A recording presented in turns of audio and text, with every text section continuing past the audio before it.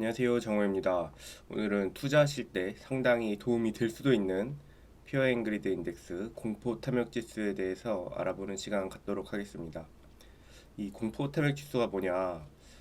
우리가 이제 투자를 할 때 논리와 이성으로만 투자를 하면 물론 좋겠지만 주가가 이제 급락하면 막 불안한 마음에 팔기도 하고 반대로 주가가 급상승하면 포모가 와서 막 고점에 매수를 하기도 하거든요.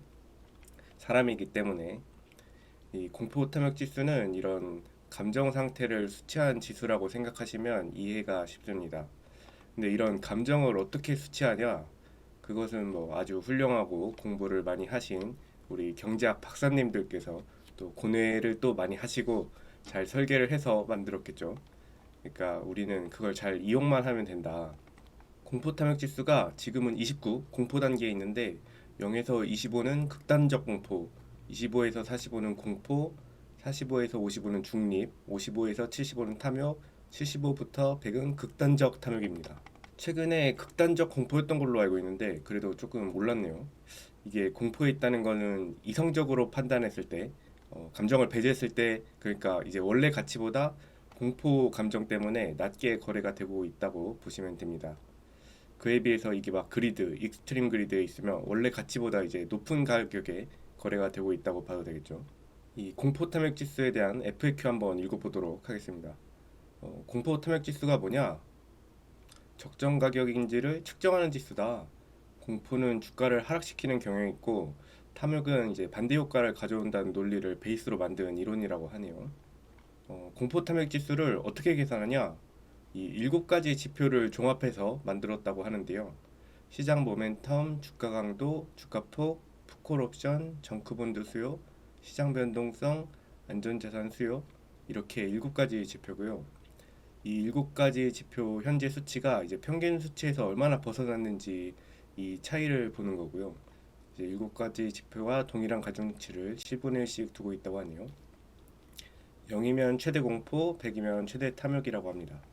공포 탐욕 지수는 얼마나 자주 계산되냐? 맨날 업데이트한다.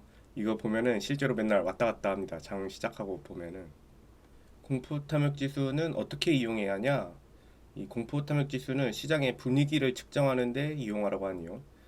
투자자들이 사람이기 때문에 감정적이라서 공포 탐욕 지수가 이 감정에 근거한 투자 결정을 내리는데 주의를 줄 수 있다.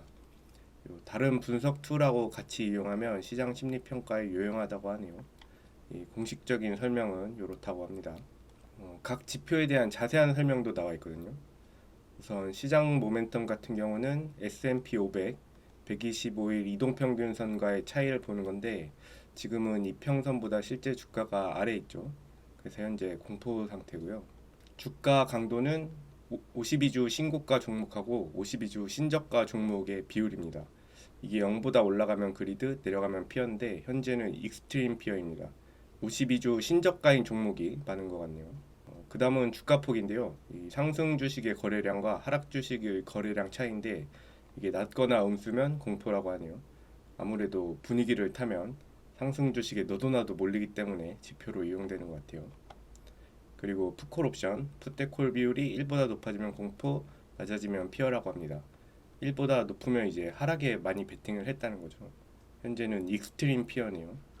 다음은 시장 변동성. 이건 빅스 지수랑 빅스 50일 이평선하고 비교해서 이평선보다 높으면 공포, 낮으면 탐욕입니다. 지금은 중립이네요. 그리고 안전자산 수요. 지난 20일 국채랑 주식 수익률 차이라고 합니다. 주식이 안 좋다고 생각되면 채권으로 더 몰리니까 지금은 금리가 또 많이 올라서 채권 수익률이 주식 수익률보다 높아서 익스트림 피어입니다. 마지막으로 정크본드 수요. 정크본드랑 투자 등급 채권의 수익률 차이인데 이 수익률 차이가 적을수록 정크본드 수요가 많은 것이라고 하네요. 근데 현재 익스트림 그리드입니다. 정크본드 수요는 다른 것하고 반대로 극단적 탐욕이네요. 미국 경기가 엄청 튼튼하다고 판단하는 건지 이런 와중에도 튼튼한 미국 경기가 다른 지표들을 공포로 만드는 것 같아요. 지금까지 공포 탐욕 지수에 대해서 알아봤는데요. 이 공포 탐욕 지수의 이용 방법은 S&P 500하고 공포 탐욕 지수 비교표를 보면 조금 눈에 보입니다.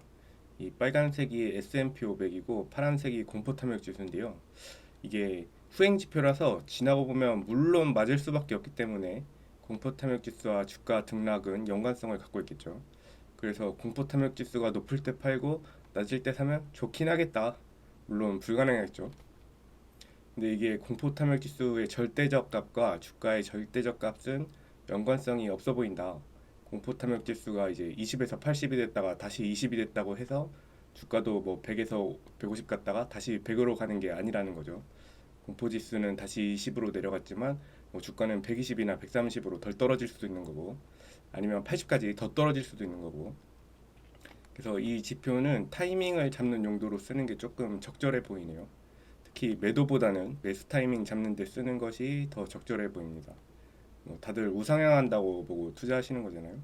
이 장기 하락을 예측하는데 적절한 지표는 아니기 때문에 이제 현재 감정으로 인한 적정 가격을 측정하는 지수니까. 그리고 테슬라 같은 경우는 개인 투자자 비율이 다른 주식에 비해서 더 높은 것으로 알고 있거든요. 그래서 이 공포 탐욕 지수가 더 유용하게 쓰이지 않을까 하는 생각도 드네요. 진짜 막 찐찐 극단적 공포 이럴 때 분할 매수하면 장기든 단기든 나쁘지 않을 것 같다. 이 보조 지표로 잘 활용하셔서 좋은 투자, 성공 투자 하시기 바라겠습니다. 물론 저는 못하고 있는 중. 봐주셔서 감사합니다. 구독, 좋아요 감사합니다.